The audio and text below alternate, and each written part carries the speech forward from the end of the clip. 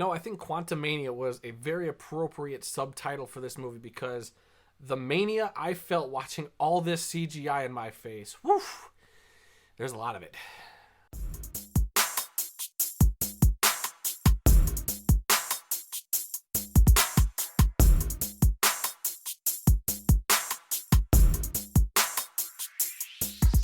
All right, Ant-Man and the Wasp. Quantumania is the 31st film in the Marvel Cinematic Universe. Yeah, wrap your head around that.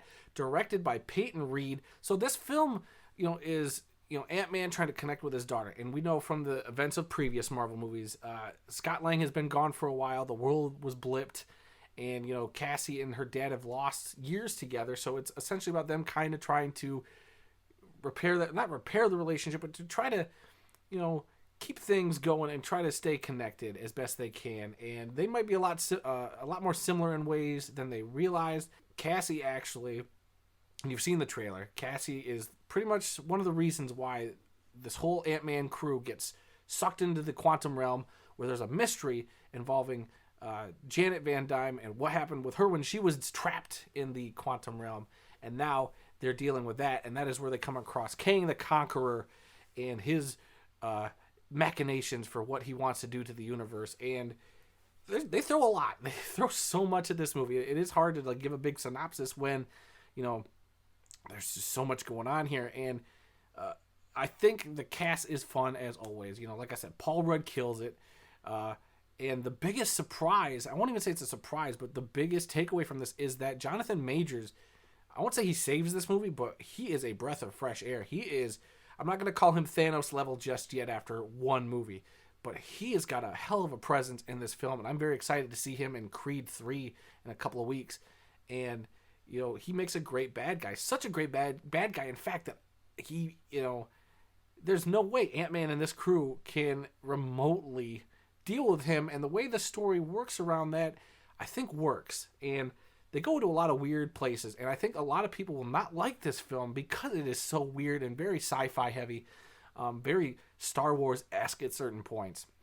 But I think at the core of the story, it is mainly focused on Paul Rudd's character, Scott Lang, and his daughter, Cassie, and their relationship. That's kind of the core of it. And then, you got your side story, which is the Van Dyne family, which, Hank Pym, Hope Van Dyne, and Janet Van Dyne. They got their own little story going as well, which Janet's backstory involves Kang.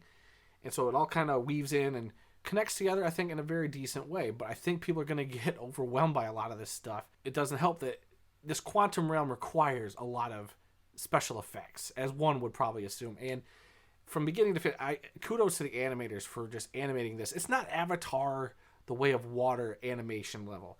But still, that there's so much of this film that has just absolutely been put on the shoulders of the animators and CG artists and all those people.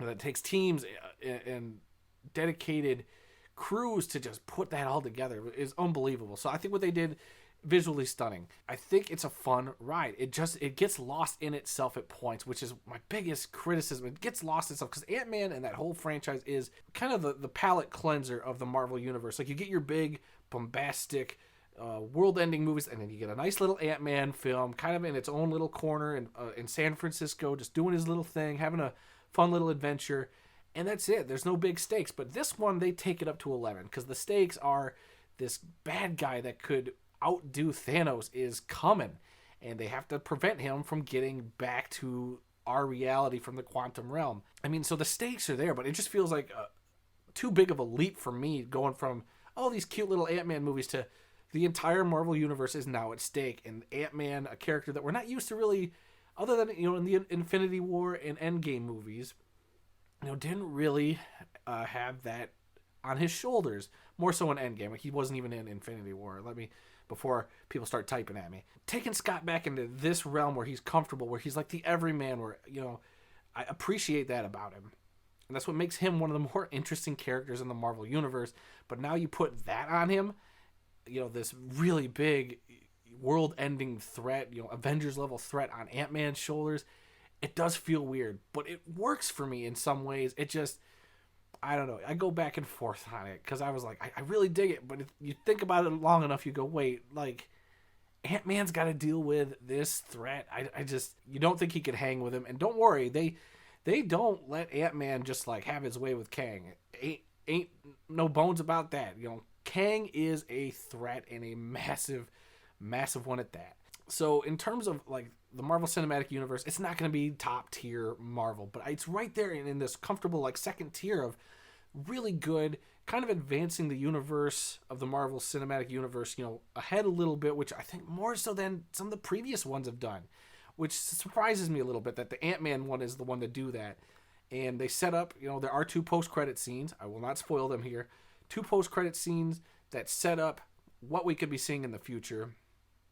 And I was very interested. They were both really weird little scenes, and I'm very curious to see where this all goes. And we all know that Kang is coming back. That's not a spoiler. Down the line, we have Avengers, the Kang Dynasty coming, you know, a couple years down the road. So we know Kang comes back, and Kang is going to be the next big baddie of the universe. So I'm very excited for the return of Jonathan Majors wherever he pops up, and I am excited for the future of Ant-Man and wherever he goes after this. So at the end of the day, guys, this film is getting a B+ from me. This might be the best thing I've seen this year so far. It's only February, but I'm giving it a nice B+ because, you know, it does so much right. It was fun, and it had a lot of great humor in it, but I feel like some of the humor does not work, and I think some of the stakes just don't feel like it was earned, and some of the stuff just feels like they didn't know which character to give the threat of Kang to, and it was like, well, let's just use Ant-Man. You know, he's been a palate cleanser. Let's actually give him an Avengers level threat. And some of it works, some of it doesn't. So I think it's going to split people, to be honest with you. Because, you know, I looked online, the Rotten Tomatoes, if you go see that, it's split, you know, 50-50 pretty much, last I checked. Or maybe it's like 40-60 people liking it to not liking it. So, hey, who's to say? Go see it for yourself. Judge for yourself. Because at the end of the day, only your opinion matters. If you guys could, please hit that like button, subscribe button, the bell notification. Let me know what you think of Ant-Man and the Wasp, Quantumania. Leave those comments down in the comment section below. What are you looking forward to in the future? I mean, the Marvel Cinematic Universe is ever growing, and it's crazy how many films and TV shows are involved in this thing. It blows my mind every time we get to another one. And so, yeah, guys. So until the next review, which I'm not sure what it's even going to be yet, but until then, I'll be seeing you.